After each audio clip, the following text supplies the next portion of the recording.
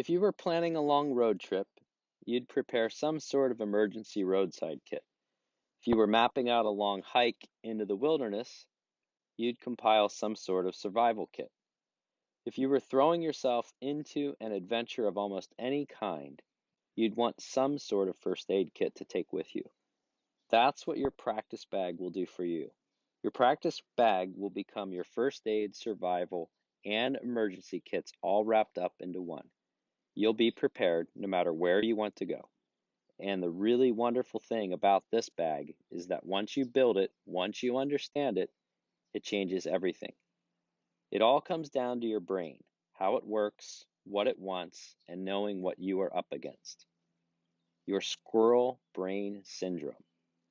The automatic part of your brain is like a squirrel. Squirrels eat nuts. Squirrels collect and store nuts for later. Squirrels hide in their nests for safety and sleep.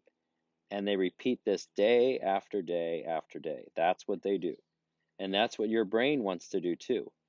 It's called the squirrel brain syndrome. And like a squirrel, the automatic part of your brain wants to do these three things too: avoid pain, seek pleasure, and save energy. So, what does that mean for you? It means that your brain isn't going to always support you in your journey. In fact, much of the time, it will even try to fight your progress. And guess what else? That's absolutely normal. You are human, and like everyone else, it means that instead of following this playbook, your brain would rather you stay on the sofa, eat ice cream, and watch reruns of Seinfeld. Instead of doing the quick win action steps at the end of each lesson, your brain would rather tell you that this is a giant waste of time and that you'll end up exactly where you started anyway, so why bother? Instead of going after your dreams, your brain would rather have you give up now and avoid the risk of failure and all the discomfort you're about to face.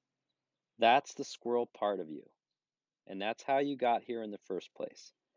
How your parents and grandparents and great grandparents and great great great, well, you get what I mean. That's how all your family members before you survived. But guess what? Today, we don't need our brains to work this way. So that's the dilemma you face.